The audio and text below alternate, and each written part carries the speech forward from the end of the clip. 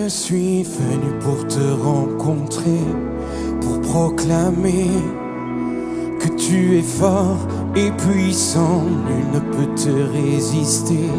Sois glorifié, Dieu, tu es fort et puissant, rien n'est impossible à toi, ô roi des rois. Dieu, tu es fort et puissant, au-dessus de tous les noms. Oui, nous déclarons, Dieu, tu es fort et puissant. Bonjour, bienvenue à tous, bienvenue à l'église MLK. C'est une joie d'être là ensemble pour célébrer le nom de Dieu fort, de Dieu puissant, l'éternel Dieu.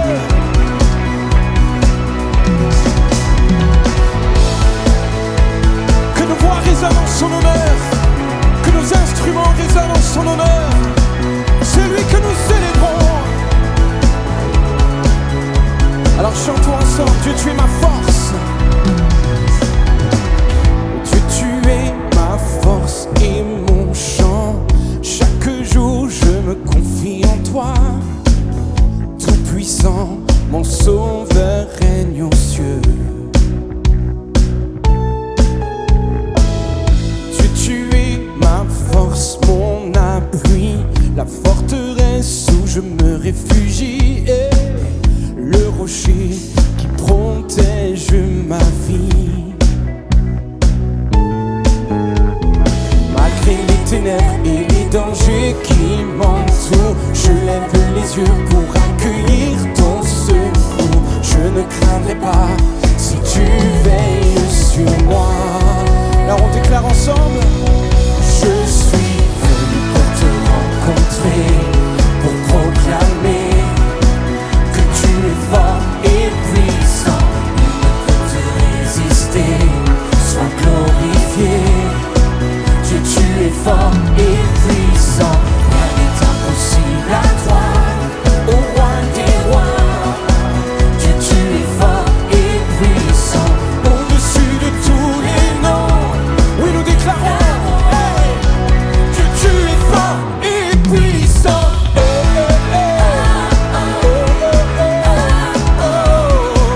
Dieu, tu es fort et puissant.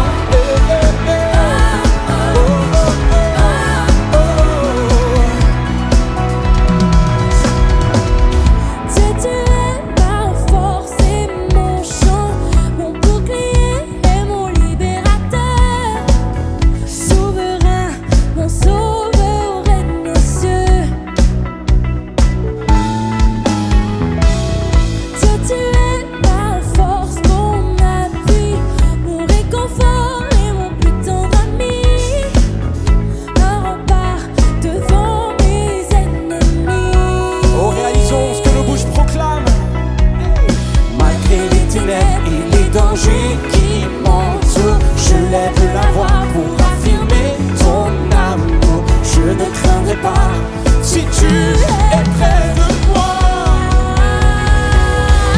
Je suis venu pour te rencontrer, pour proclamer que tu es fort et puissant, nul ne peut te résister. Sois glorifié en ce lieu, que tu es fort et puissant, rien n'est impossible à toi, ô roi des rois. Que tu es fort et puissant, au-dessus de tous les noms. Oh oui, nous déclarons que tu es fort et puissant.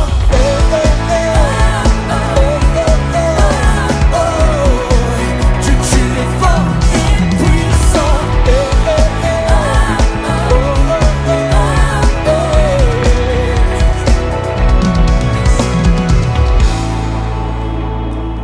Dans la Bible, l'Épître aux Romains, il nous est dit que rien ne peut nous séparer de l'amour de Dieu. Ni le péché, ni la maladie, ni le présent, ni l'avenir, rien ne peut te séparer de son amour. Alors répondons ensemble et proclamons. Rien ne peut me séparer de son amour manifesté en Jésus-Christ, mon sauveur règne aux cieux. Déclare-le sur ta vie, rien ne peut. Rien ne peut me séparer de son amour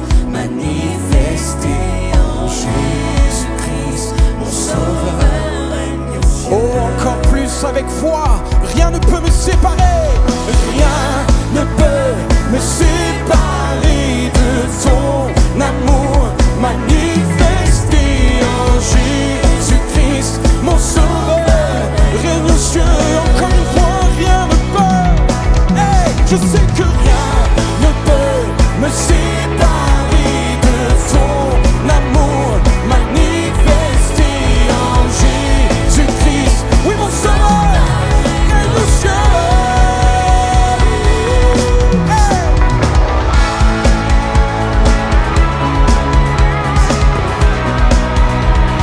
L'Éternel règne, il est revêtu de force, il est saint de majesté. Hey. Et nous le louons, et nous le louons.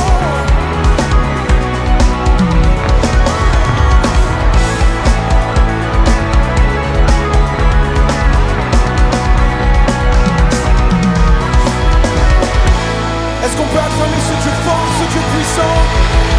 C'est pas juste la fin du chant, nous acclamons le roi des rois.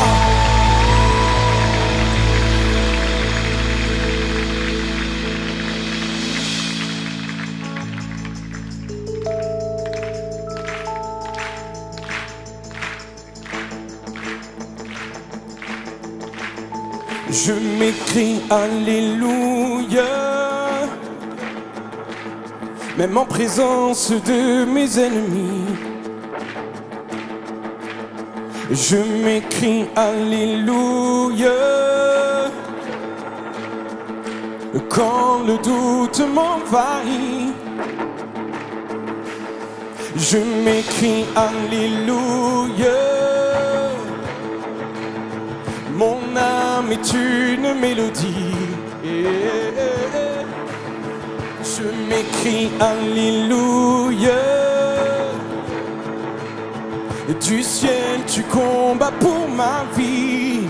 Alors Je chanterai au milieu de la tempête, avec puissance, je veux déclarer ma louange. De la poussière, laisse-moi renaître. La mort est vaincue, le roi est vivant.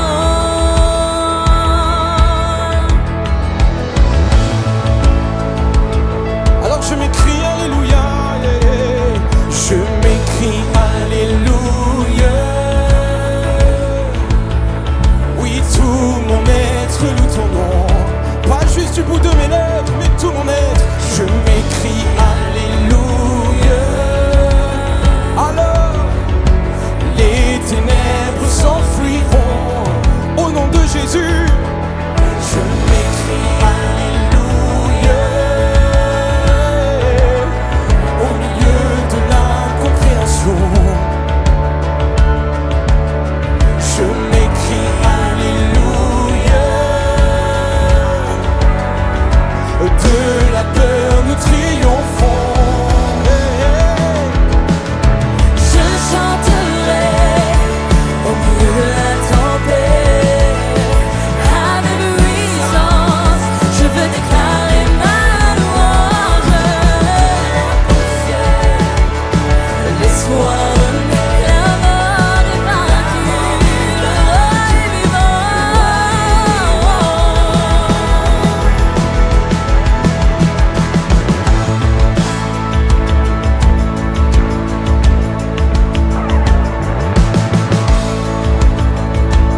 Alors chantons encore plus fort, chantons un peu plus fort, chantons un peu plus fort, que nos voix résonnent en ce lieu. Chantons un peu plus fort, en l'honneur du roi des rois. Chantons un peu plus fort,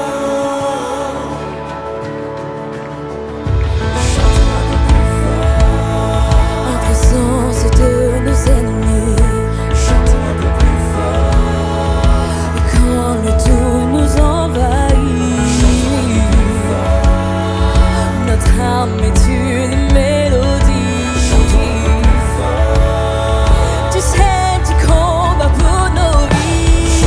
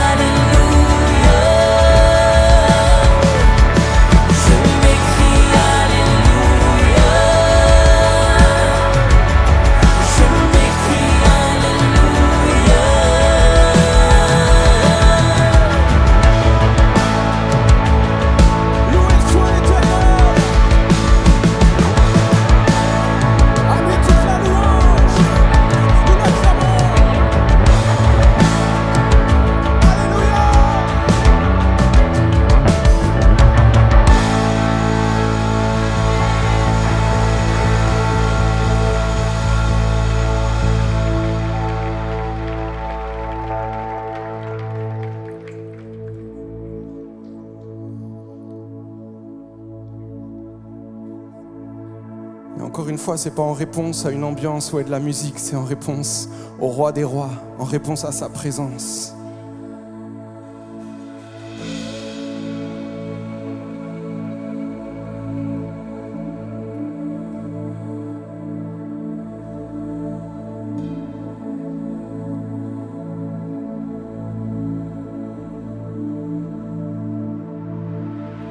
Je n'ai plus de mots,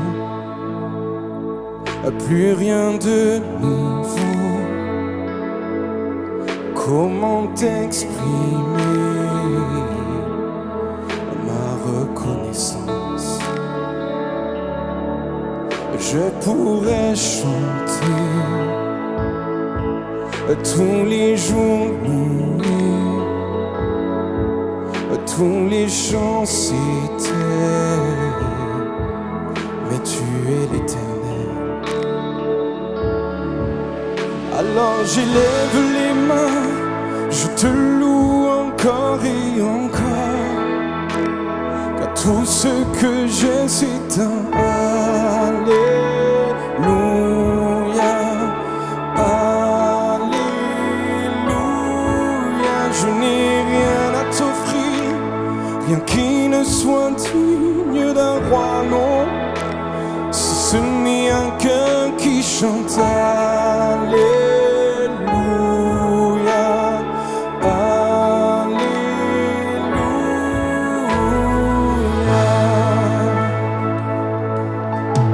Ce que je désire, ma seule obsession, c'est d'être à tes pieds, Jésus, Jésus. Je veux t'adorer, alors j'élève les mains. Oui, j'élève les mains, je te loue encore et encore, car tout ce que j'ai c'est un Alléluia, Alléluia. Je n'ai rien à t'offrir, rien qui ne soit digne d'un roi. Ce n'est un cœur qui chante Alléluia, Alléluia.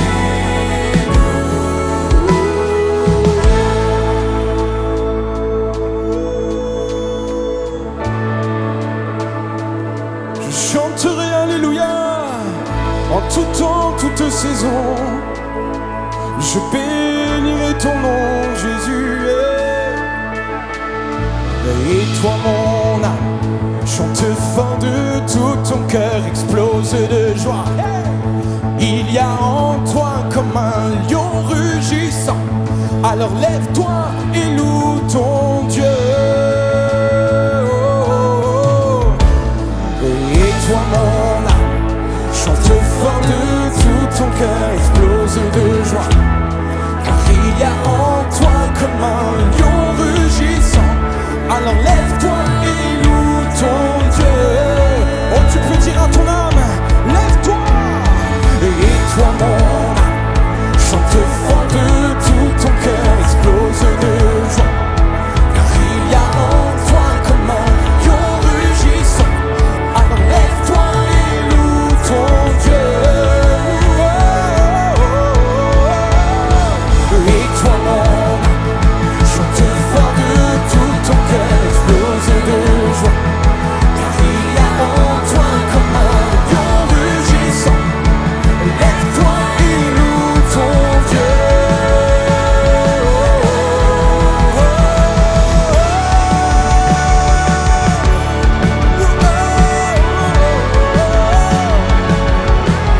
Je bénirai l'Éternel en tout temps. Ma louange montera en son honneur. En tout temps, toute saison, l'Éternel est bon. Oui, l'Éternel. Je ne me tairai pas, je raconterai ses merveilles. Et si vous êtes à l'aise avec ça, on va tous lever nos mains en réponse à sa présence et déclarer: j'élève les mains, je te loue encore et encore, car tout ce que j'ai c'est un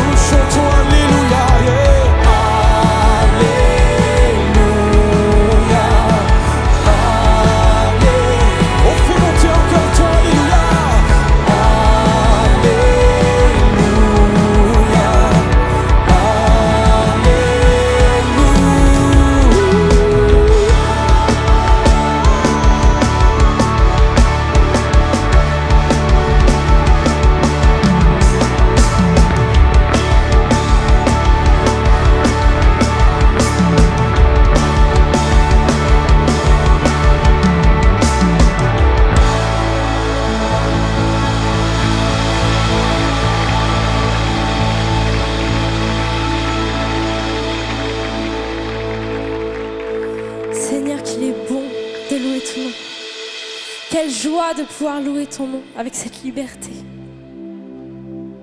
Que tout mon être loue ton nom, ô Éternel. Ô mon âme, bénis l'Éternel chaque jour, encore et encore, et n'oublie aucun de ses bienfaits.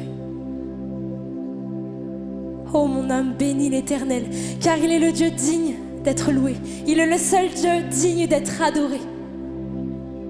Ô mon âme, bénis l'Éternel et n'oublie aucun de ses bienfaits.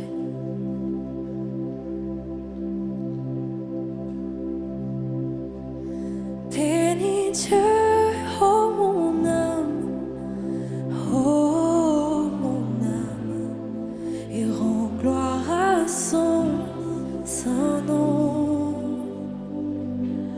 Oh oui, chante comme jamais, oh mon âme, et rends gloire à son saint nom. Bénis Dieu, oh mon âme, et rends gloire à son saint nom. Oh, chante comme jamais, oh mon âme, et rends gloire à son saint nom. Bénis Dieu, oh mon âme,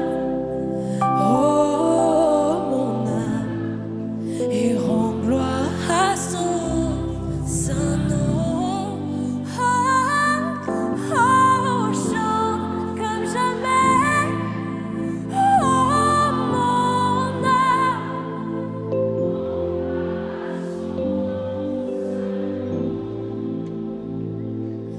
Oh, chante comme jamais, oh mon âme, et rends gloire à son saint nom. Oh, chante comme jamais, oh mon âme, et rends gloire à son saint nom. Oh, rends gloire à son saint nom, Jésus. Nous rendons gloire à ton saint nom. Rends gloire à son saint nom.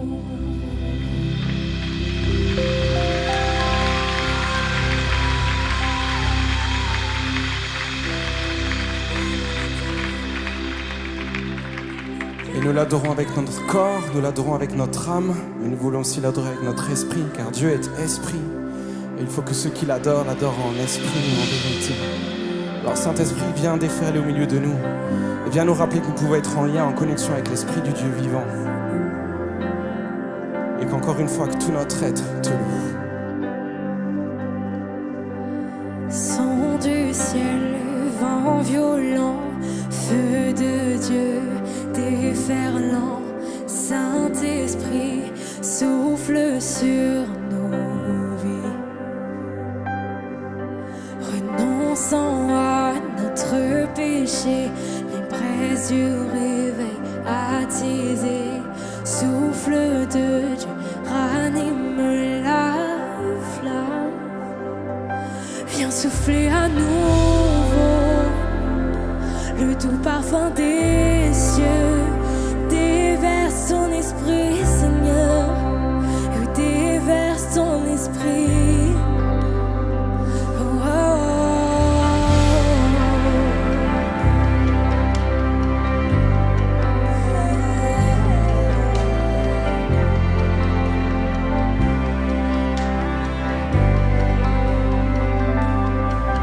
Nos cœurs marqués d'une sainte crainte, nos œuvres éprouvées par la foi, feu du fondeur, fortifie ce qui reste.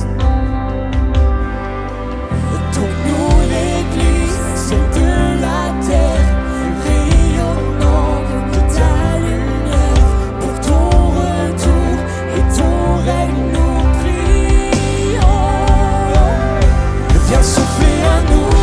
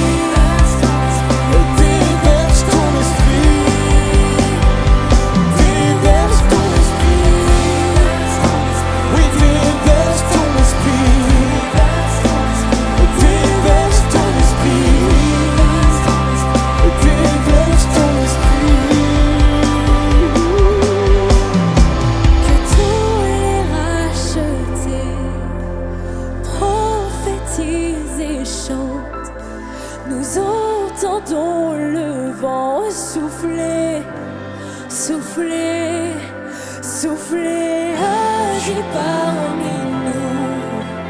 Tes enfants te louent, nous entendons le vent souffler, souffler.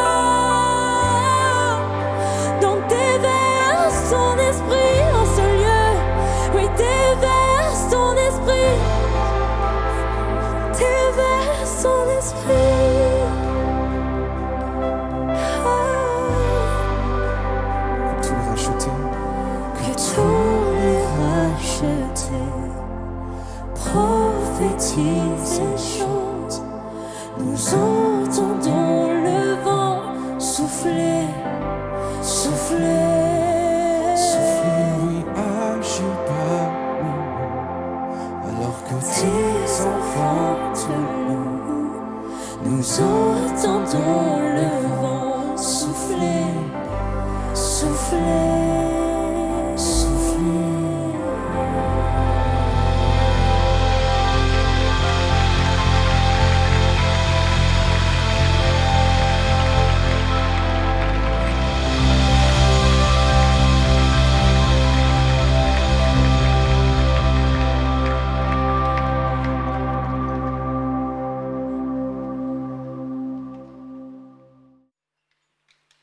Hello tout le monde, comment ça va? Alors, je sais que c'est mon habitude, j'ai des petites habitudes, et je sais que vous me regardez là et vous savez ce que je vais dire, j'en suis sûr. Est-ce que c'est possible de faire un maximum de bruit pour Jésus? Alléluia! Je suis tellement content d'être là et j'aimerais vraiment vous souhaiter la bienvenue. Bienvenue aux personnes qui nous regardent derrière votre écran. On est tellement heureux. Est-ce qu'on peut faire un max de bruit pour ceux qui sont derrière leur écran? Alléluia, on vous aime. Et une mention tout à fait spéciale pour les ambassades qui nous regardent, de plus en plus nombreux. On vous aime, vous êtes membres de la famille. Vous êtes vraiment, on vous sent là avec nous. Vraiment, c'est une joie d'être avec vous ce matin. Vous savez, j'ai un texte particulièrement qui touche mon cœur aujourd'hui que j'aimerais partager avec vous. Il se trouve dans le livre d'Actes des Apôtres, chapitre 3, versets 1 à 10. Je vais lire pour vous. Pierre et Jean montaient ensemble au temple à l'heure de la prière. C'était la 9e heure. Il y avait un homme boiteux de naissance qu'on portait et qu'on plaçait tous les jours à la porte du temple appelé la Belle, pour qu'il demandât l'aumône à ceux qui entraient dans le temple. Cet homme, voyant Pierre et Jean qui allaient y entrer, leur demanda l'aumône.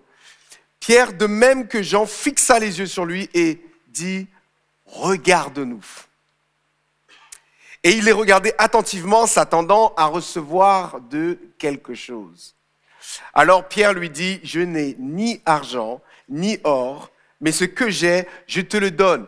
Au nom de Jésus-Christ de Nazareth, lève-toi et marche. Et le prenant par la main droite, il le fit lever.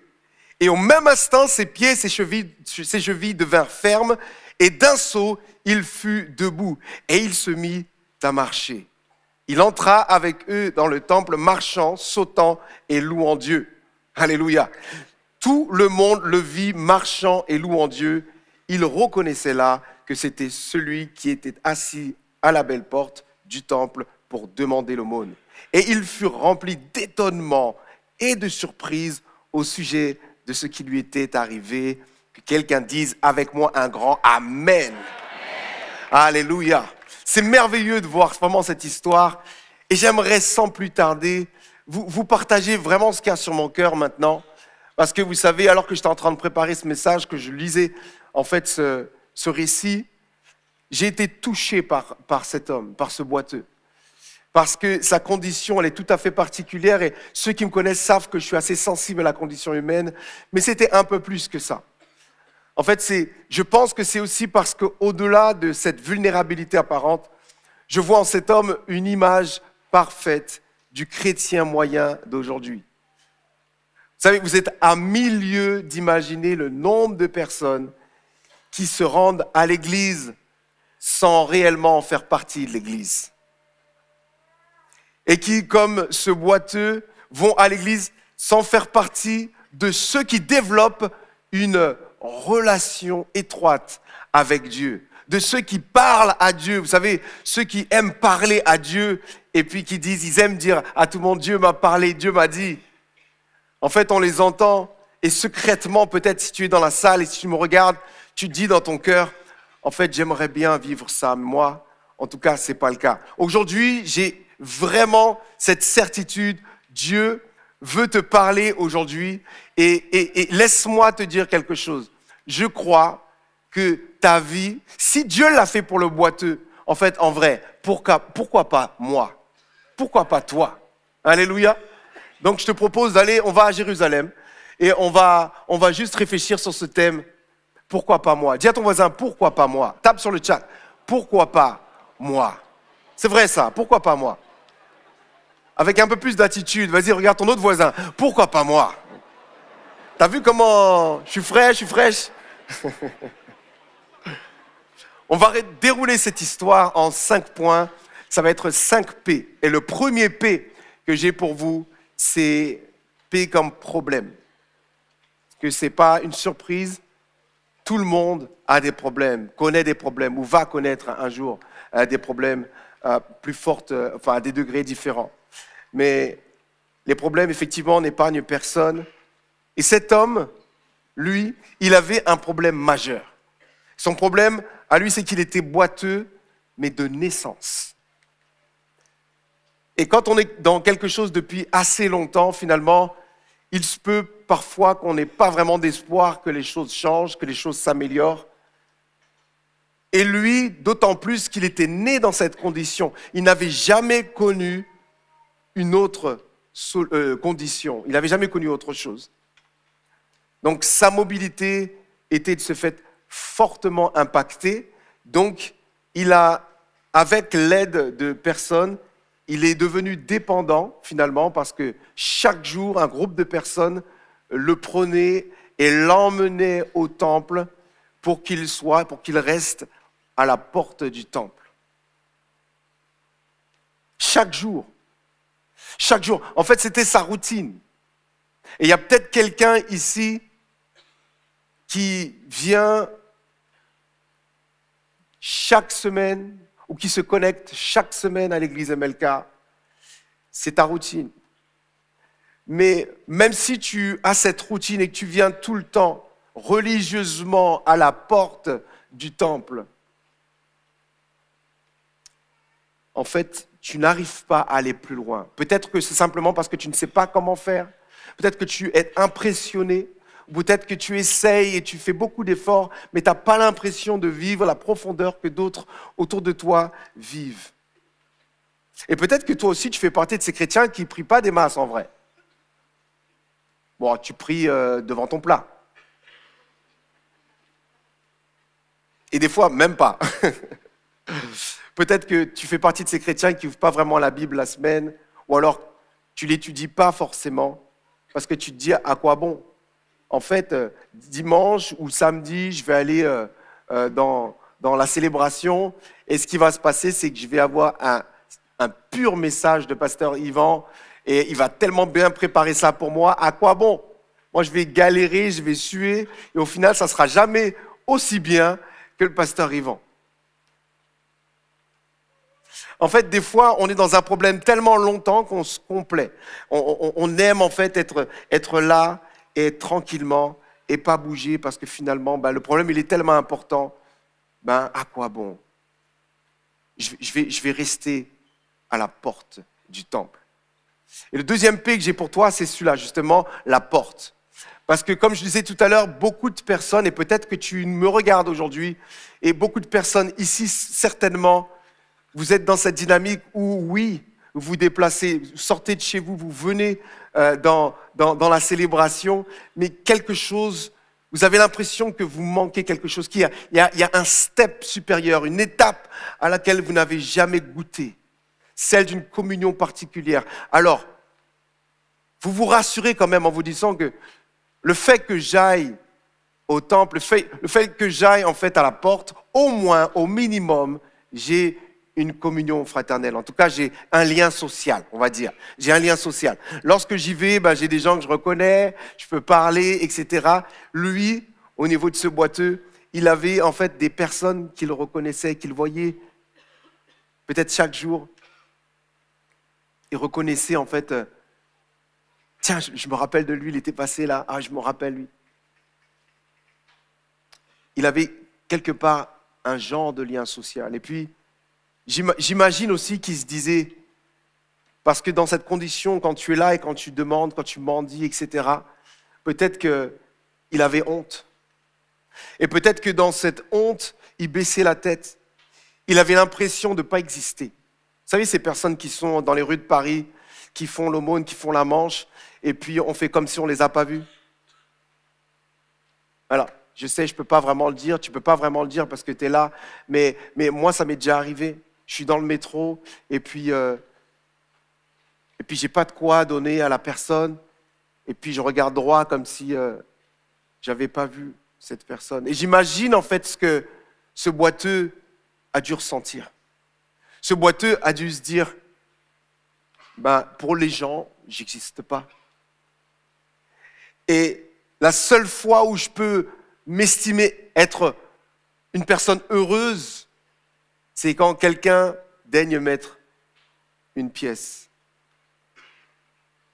Au fond, toi, peut-être que tu es comme ce boiteux et tu te demandes, ça fait quoi en fait de rentrer dans cette intimité avec Dieu? Ça fait quoi de rentrer dans le temple? Ça fait quoi d'être appelé vraiment frère et sœur?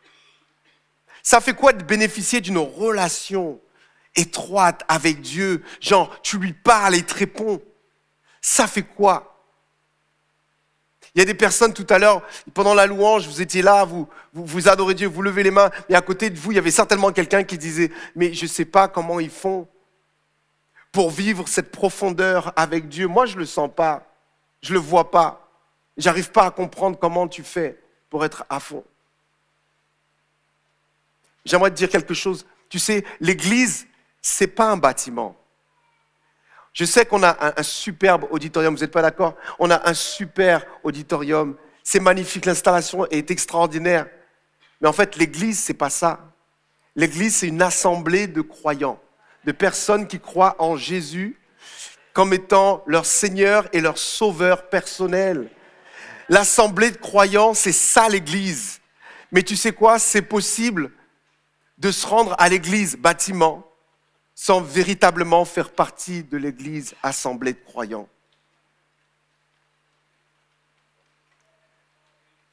Alors tu es à la porte. Peut-être que tu es à la porte aujourd'hui. mais tu es suffisamment prêt pour voir ce que les gens vivent avec Dieu sans jamais le vivre toi. J'imagine la détresse que tu dois ressentir, la douleur que tu dois ressentir dans ton âme. Mais j'aimerais vraiment te dire quelque chose. Il y a mieux à l'intérieur. Dis, s'il te plaît, à ton voisin ou écris sur le chat quelque chose pour moi. Dis à quelqu'un, ne reste pas à la porte. Je sais peut-être que tu viens tous les jours et que tu essayes, tu pries dans ta chambre le soir sans rien ressentir. Tu dis à quoi bon, mais au moins tu as le mérite d'essayer. Alors si seulement tu as le mérite d'essayer, je te demande de ne pas abandonner et je te demande de ne pas rester à la porte, de continuer tes efforts parce que certainement Dieu t'entend, certainement Dieu va faire quelque chose, que quelqu'un dise Amen à ça. Alors tu sais, ce boiteux, il était certes dans une position stratégique. Parce que tant qu'à faire, quitte à sortir de chez moi et d'être à proximité de personnes qui passent devant moi, je vais profiter un petit peu du flux entrant et sortant du temple et je vais faire l'aumône. Le troisième P que j'ai pour toi, c'est pièce. Il était là, il faisait l'aumône et il cherchait à avoir de la part de personnes quelques pièces. Mais tu sais quoi, en y réfléchissant bien, un grand bravo. Un grand bravo à toutes ces personnes, toutes ceux et celles qui ont le courage de rester à la porte.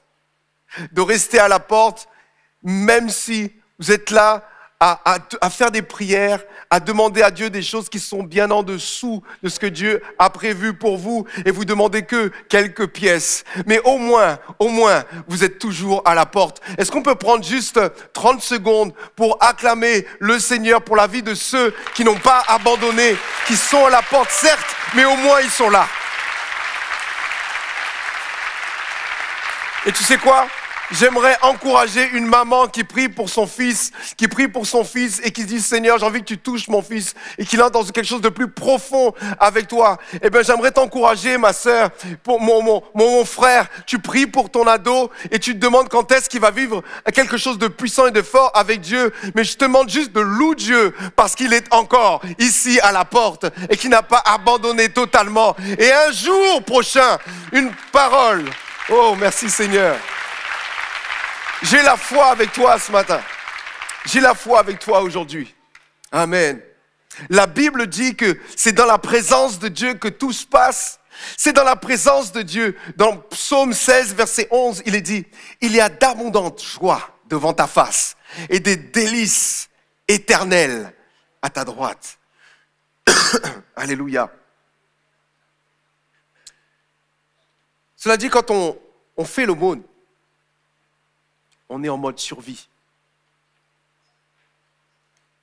On sait que ce qu'on est en train de demander ne va pas solutionner notre problème.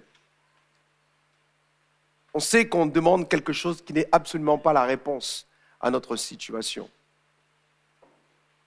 Mais tu sais, quand on est à la porte, qu'on a un problème depuis assez longtemps, parfois, on n'a pas assez de foi pour croire que notre situation va s'arranger. Alors on s'attend à peu de choses. Ce boiteux n'espérait plus. Son problème avait pris toute la place. Ma question est celle-ci. C'est quoi le sujet de tes prières? Qu'est-ce que tu demandes à Dieu? Le peu de temps que tu passes dans sa présence, ou en tout cas où tu essayes d'exprimer quelque chose à Dieu, qu'est-ce que tu lui demandes? Est-ce que ce que tu lui demandes est bien en dessous de ce qu'il a prévu pour toi? Est-ce que tu prends le temps simplement de prier pour des papiers? Ou pour un taf? Quand il veut te donner de sa personne? Quand il veut te donner des révélations du ciel? Est-ce que tu ne fais que demander des pièces? Est-ce que tu as arrêté d'espérer en Dieu? Mais ce qui est merveilleux, c'est que alors que ce boiteux avait une routine bien ficelée, il avait son système de mis en place. Chaque jour, quelqu'un venait le prendre. Chaque jour, on le déposait à un endroit précis. Chaque jour, il faisait ce qu'il savait faire. Il demandait ces quelques pièces. Mais un jour, tout a changé. Dis, s'il te plaît, à ton voisin, un jour, tout a changé. Et peut-être que ce jour, c'est aujourd'hui. Alléluia. Moi, tu sais quoi, j'ai cette foi qu'aujourd'hui, ta vie va changer. Alléluia. Tu es dans ta routine, jour après jour, tu vis les mêmes journées, tu te dis, mais en fait, tout se ressemble.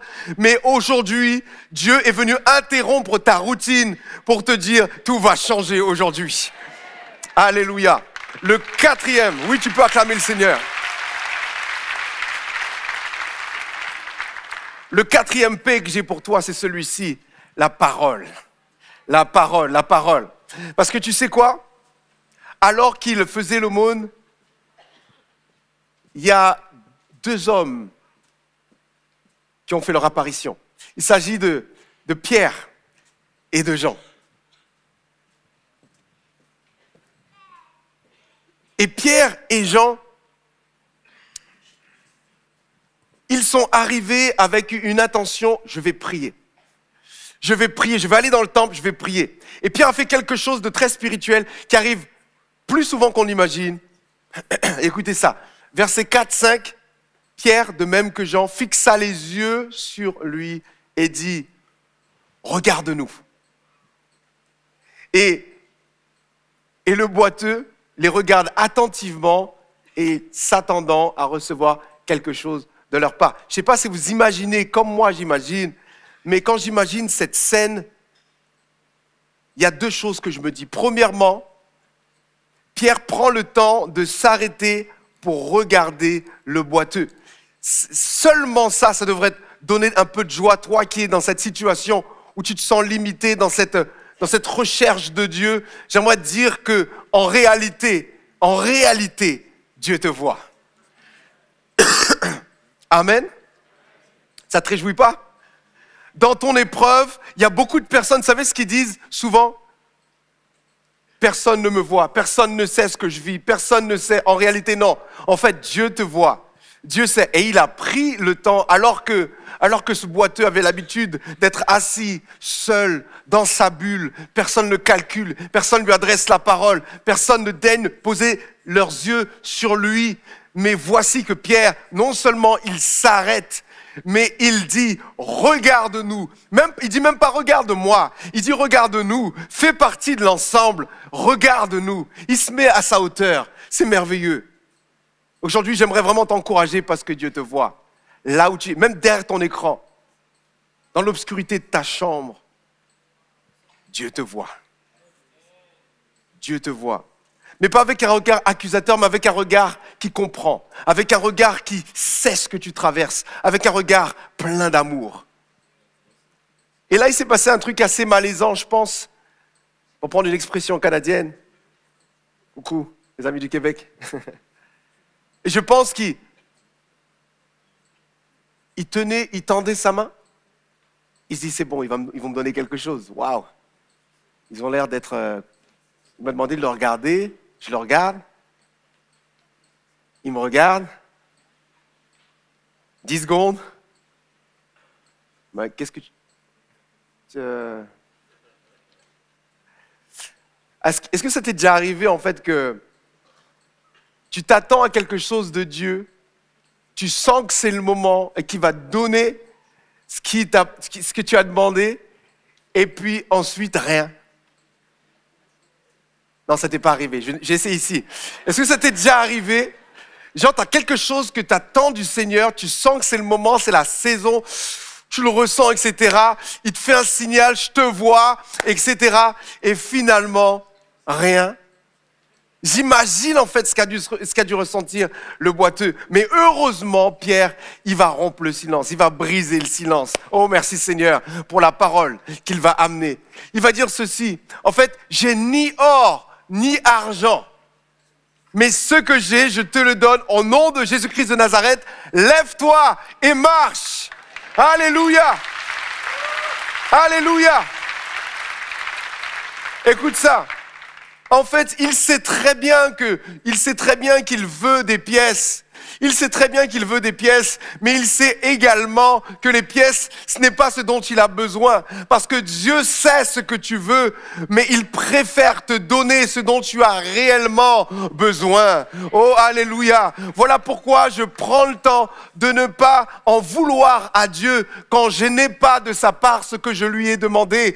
Parce que je sais que Dieu sait plus que moi. Il voit plus loin que moi. Et il sait ce dont j'ai réellement besoin. Alors, mon Dieu, je te dis merci d'avance. Si tu ne me donnes pas la promotion, tu ne me donnes pas cette augmentation, tu ne me donnes pas ce boulot, Seigneur, je te dis merci quand même, parce que je sais que ce que tu as pour moi est certainement meilleur. Alléluia. Oh oui, Dieu a quelque chose. Et il est prêt à rentrer en contradiction avec ta requête pour te bénir. Des fois, quand Dieu te dit non, c'est pour ton bien. Amen, amen. Alléluia. Aujourd'hui, j'aimerais vraiment encourager quelqu'un dans la salle. Quelqu'un qui est dans cette position de boiteux. Tu te sens limité. Tu dis, mais comment on fait? Comment est-ce que je peux aller plus loin? Comment est-ce que je peux toucher? On parle de toucher Dieu, toucher le pan de la robe. Ok, c'est marrant, mais comment ça se passe concrètement? Comment on fait? Est-ce que Dieu, tu peux faire quelque chose? Eh bien oui, je pense que Dieu peut faire quelque chose. Et tu sais quoi? J'ai invité une amie à moi. Je la connais maintenant depuis une dizaine d'années. Le temps passe vite. Elle habite en Allemagne. Elle s'appelle Deborah Rosenkrantz. Est-ce que tu peux venir, Deborah? On la reçoit ensemble. Est-ce qu'on peut applaudir le Seigneur pour elle? Comment merci. Ça va? Très bien, avec ce message puissant, merci. Alléluia. Ok, pour ceux qui ont une bonne mémoire, il y a 2 ans, elle était venue, je crois que c'est Rachel qui prêchait un message, et tu as fait partager ton témoignage, comment Dieu t'avait délivré de l'anorexie, c'était juste extraordinaire. Et pendant que j'étais en train de prêcher et je parcourais un peu ce message, je sais que dans ta vie, dans ton parcours, tu as vécu des choses vraiment difficiles, mais à un moment donné, tu t'es retrouvé comme près de la porte. Est-ce que tu peux nous parler de cette expérience-là que tu as vécue? Je venais de sortir de 7 ans de problèmes alimentaires. J'ai failli mourir à cause de ça. Et là, un jour, un ami à moi m'a mis des gouttes KO dans ma boisson. Et ce jour-là, je me suis fait violer. Je me rappelle comme je suis revenue à moi sur un matelas dans un appart vide. Et à ce moment-là, j'étais morte à l'intérieur. Je voulais plus vivre. Je voulais plus rentrer chez moi, chez ma famille. J'avais trop peur, j'avais trop honte. J'avais honte. Je me sentais sale à l'intérieur, à l'extérieur.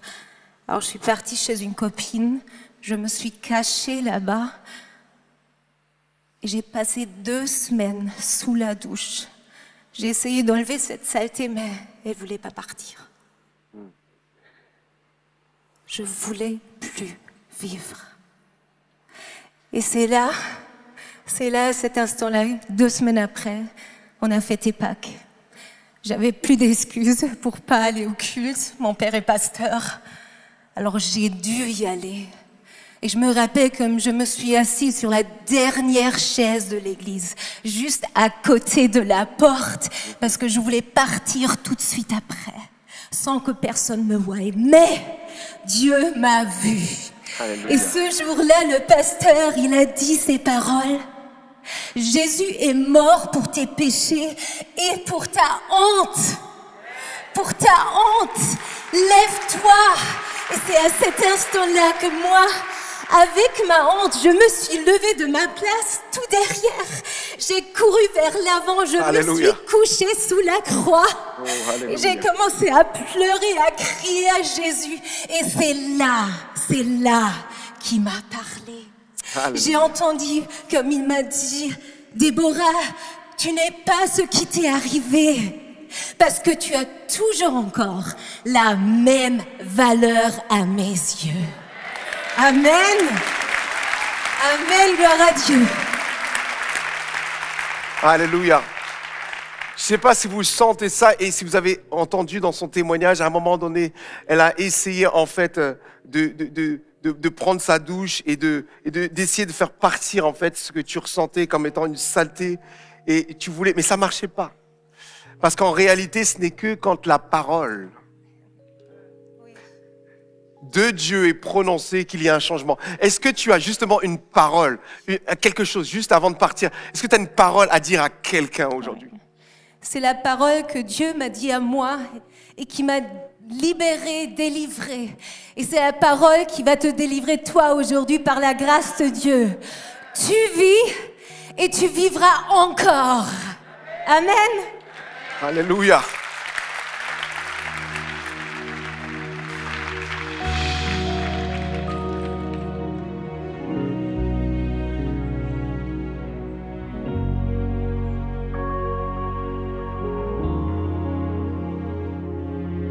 Je te cherche, mais je ne sais pas où tu es.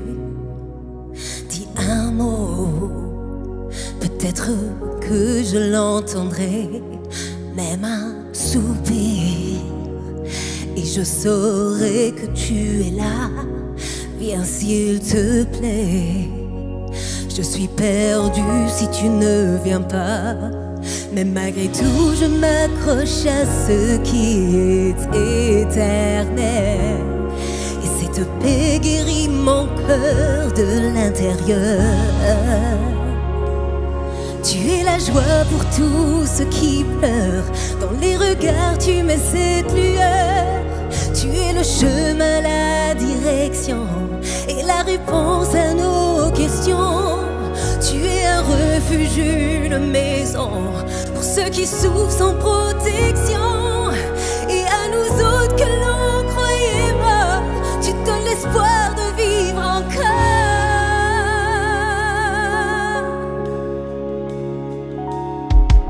Juste un mot. Tu es tout ce dont j'ai besoin. La puissance de ton amour me soutient. J'ai confiance. Je peux compter sur tes promesses. Viens maintenant sauver mon âme en détresse. Car malgré tout, je m'accroche à ce qui est éternel. Et cette paix guérit mon cœur de l'intérieur. Tu es la joie pour tous ceux qui pleurent. Dans les regards, tu mets cette lueur. Tu es le chemin, la direction, la réponse à nos questions. Tu es un refuge de maison pour ceux qui souffrent sans protection. Et à nous autres que l'on croyait morts, tu donnes l'espoir de vivre encore. Je vis encore. Je vis encore. Alléluia. Déclare-le avec nous. Je vis encore. C'est grâce à toi que la vie. Je vis encore. Je vis encore.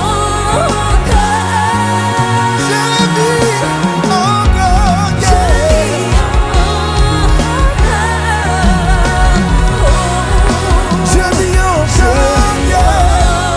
Alléluia. Merci Jésus.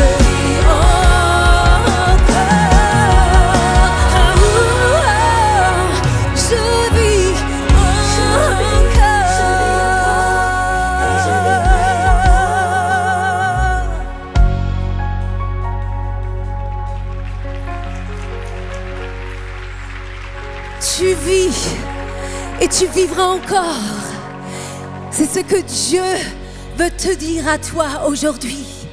N'importe ce que tu as passé, n'importe ce qu'on t'a fait à toi aussi, tu as toujours encore la même valeur. Jésus est mort pour tes péchés et pour ta honte. Et aujourd'hui, il remplace cette honte par son amour. Par son amour. Et Seigneur, je te prie de toucher chaque personne dans cette salle, chaque personne en ligne qui a été blessée, Seigneur. Aujourd'hui, cette blessure va se transformer dans un miracle. Et oui, chaque personne dira, je vis et je vivrai encore. Amen.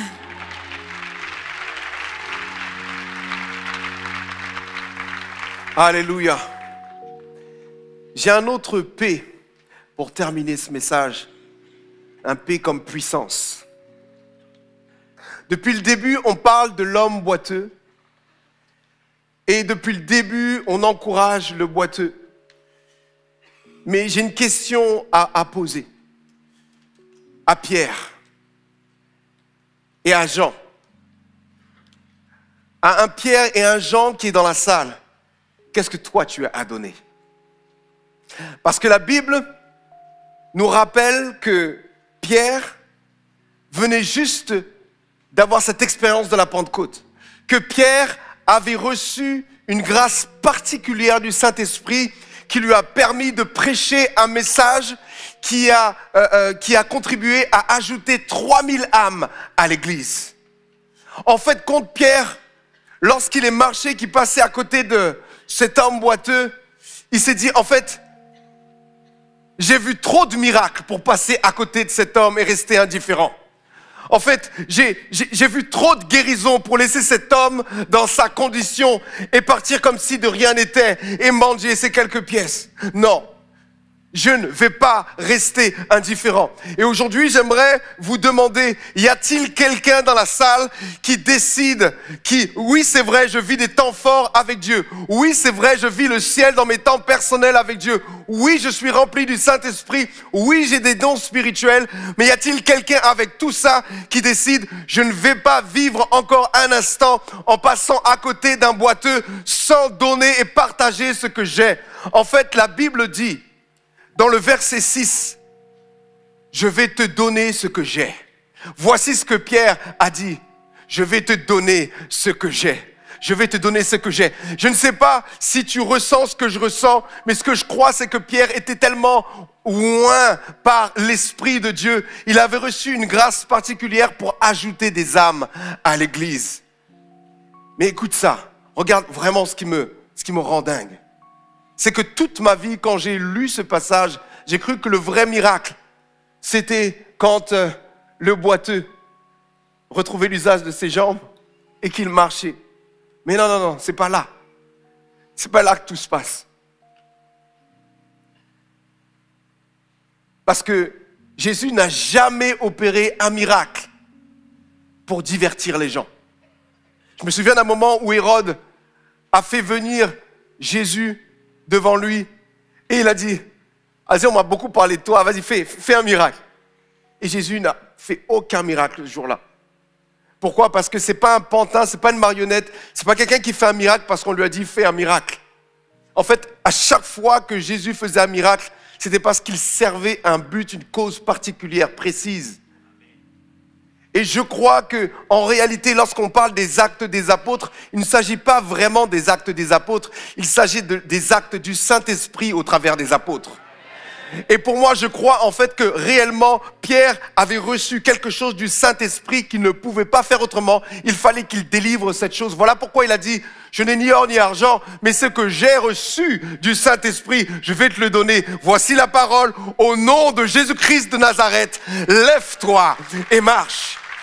Et pourquoi ce miracle a eu lieu? Je veux croire qu'il a eu lieu tout simplement parce que quelqu'un a eu assez de cran pour, dans toutes ces belles choses qu'il vit avec Dieu, il a eu assez de cran pour s'arrêter et pour pouvoir tendre la main à quelqu'un qui avait besoin d'un coup de pouce pour aller plus loin avec Dieu. Je ne sais pas à qui je parle, mais j'espère que je parle à un frère ou une sœur qui a envie de servir à quelque chose dans le royaume, à pas vivre juste les choses à huis clos dans ta chambre. Ça c'est cool, mais en fait, si Si c'est simplement ça, alors à quoi bon? Parce que Jésus nous a dit, je vais bâtir mon église. Et le Saint-Esprit, quand Jésus est parti, a pris le relais.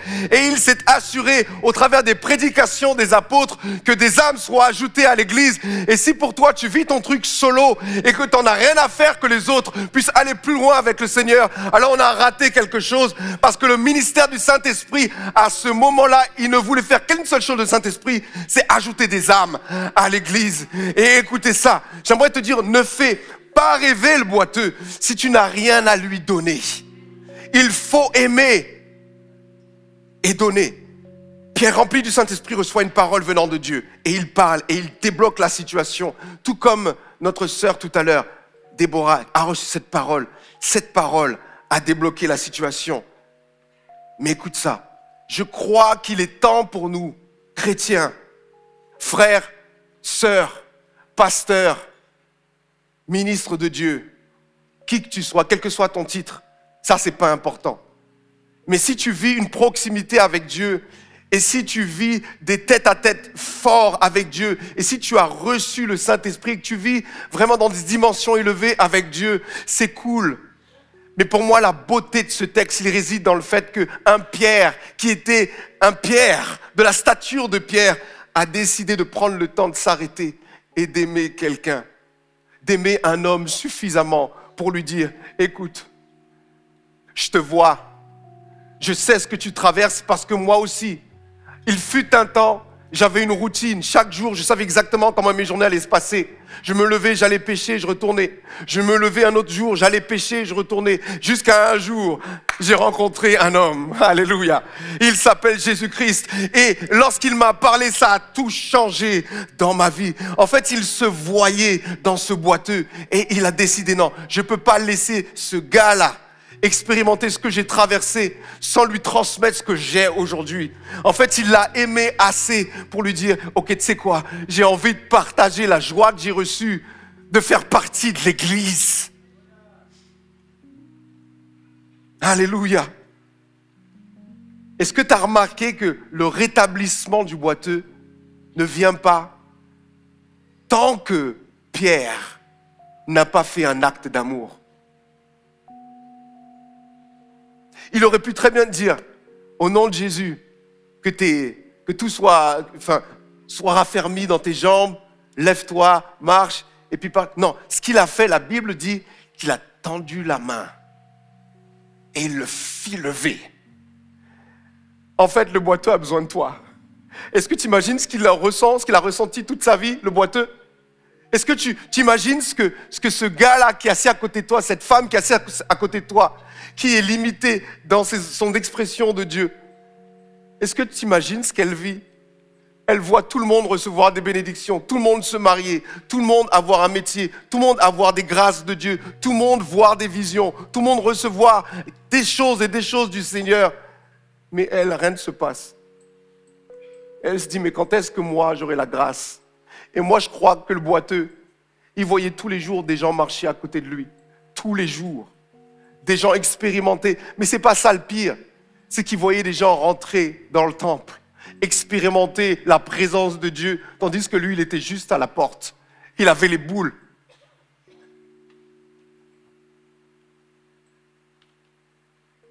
Et moi, je crois que le Saint-Esprit était au courant de ça. Alors, il a envoyé un Pierre qui n'avait pas peur, qui était dégourdi, qui était téméraire. Et il lui a dit, tu sais quoi, Pierre, tu vas parler au boiteux, tu vas lui parler de ma part. Et de la part du Saint-Esprit, il lui a donné une parole qui ne visait pas simplement à faire un miracle, mais c'était de l'aider à vivre ce qu'il voulait absolument vivre dans son cœur. Je veux entrer dans le temple. Je veux faire partie de ceux qui vivent la présence de Dieu. Et vous savez quoi? Le plus beau verset pour moi de ce passage, c'est le verset 8. La Bible dit, une fois qu'il a été guéri, tu sais ce qu'il a fait? Il n'a pas couru à sa famille pour dire, hey, regardez, c'est trop bien, je peux marcher. Il ne s'est pas tapé un sprint simplement pour le plaisir de courir. Non, la première des choses qu'il fait, il fait quoi? La Bible dit, verset 8, il entra avec eux dans le temple, marchant, sautant et louons Dieu. Alléluia.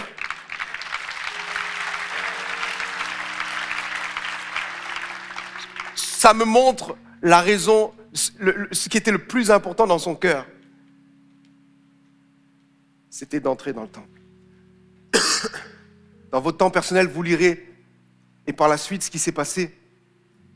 Il n'a pas quitté Pierre et Jean. Pierre et Jean, à cause du fait qu'ils avaient fait ce miracle, en fait, ils ont eu des soucis. Mais derrière, la finalité de cette guérison-là, c'est que 2000 âmes ont été ajoutées au nombre de ceux qui croyaient déjà. L'Église a grandi.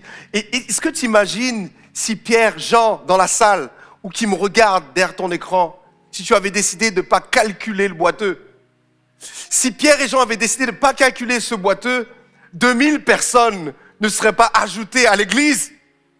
Est-ce que tu comprends la puissance du fait de manifester de l'amour et de partager la grâce que tu as reçue dans le Seigneur à ne serait-ce qu'une seule personne? Une fois rétabli, l'homme rentre enfin dans le temple, il loue Dieu, mais cette fois-ci, il est l'un des leurs. Aujourd'hui, j'aimerais t'encourager, Pierre, Jean, quel que soit ton prénom d'ailleurs, qui a une proximité avec Dieu. Ne faisons pas de cette proximité un prétexte pour ne pas témoigner de l'amour à ceux qui en ont besoin parmi nous, quel que soit notre niveau d'avancée avec le Seigneur. Rappelez-vous des paroles de Jésus. À la manière dont vous allez vous aimer les uns les autres, ils reconnaîtront que vous êtes mes disciples. Alléluia. Aimons mieux et aimons plus. Amen. Est-ce qu'on peut acclamer le Seigneur très fort dans ce lieu?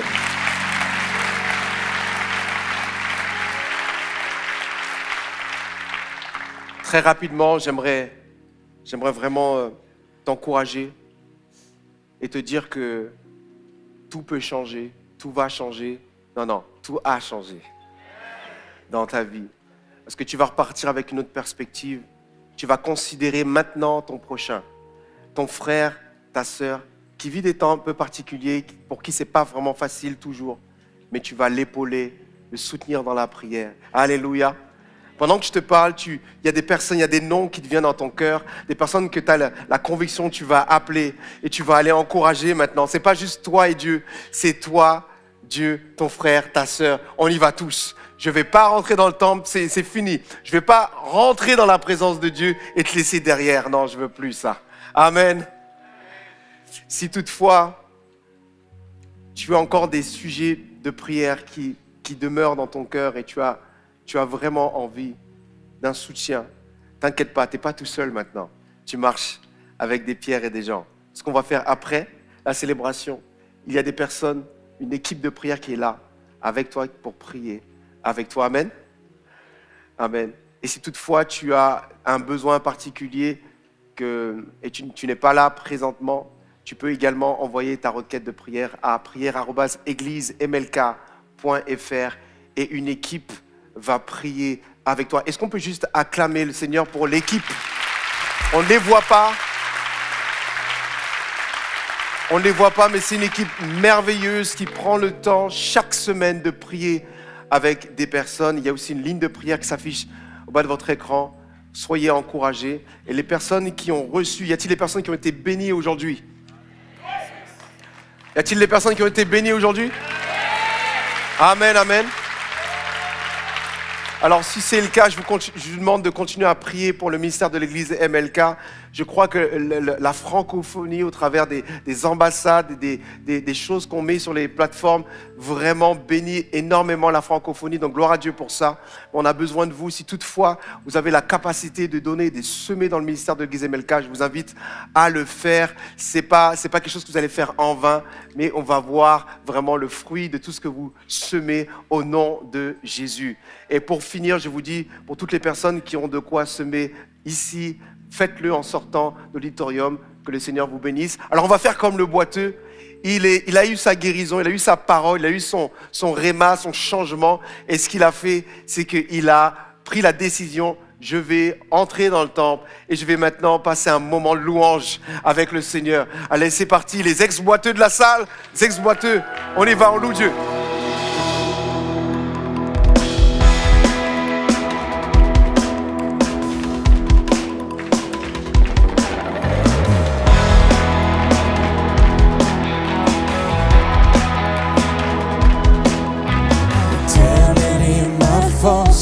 Et ma joie,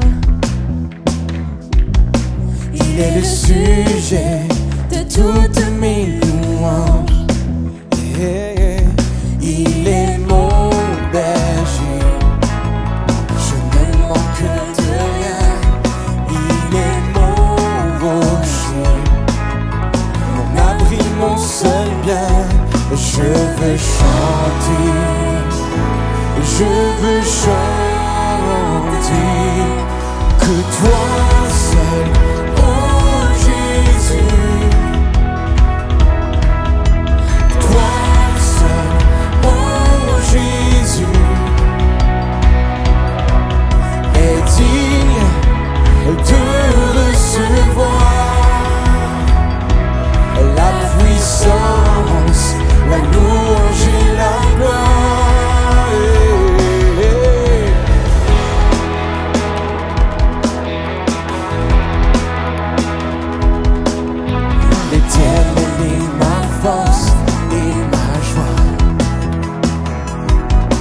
Il est le sujet de toutes mes louanges. Il est mon berger, je ne manque de rien. Il est mon rocher, mon abri, mon seul bien. Je veux chanter, je veux chanter. On est ensemble. Toi seul, oh Jésus, toi seul, oh Jésus, est digne de recevoir la puissance, la louange et la gloire, toute la gloire.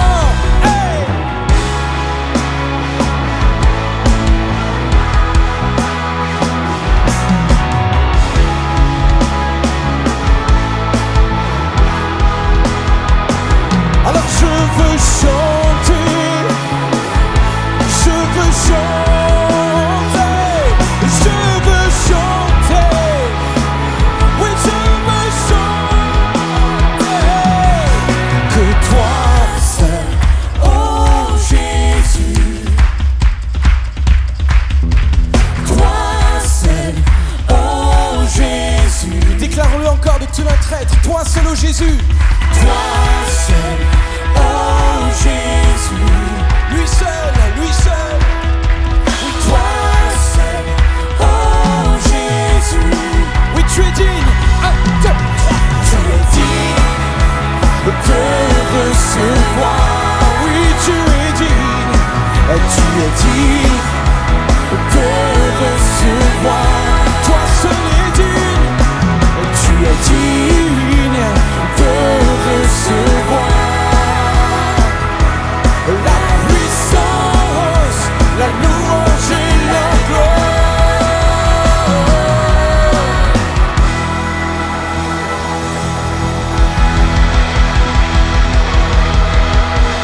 Soyez bénis, excellent dimanche. Que l'Éternel vous accompagne en toutes choses. Cette vidéo t'a parlé? Clique sur j'aime. N'oublie pas également de t'abonner et de déclencher les notifications. Si cette vidéo t'a touché, elle peut aussi faire du bien à ceux qui t'entourent. Prends 5 minutes pour la partager à un proche ou à un ami qui en aurait besoin.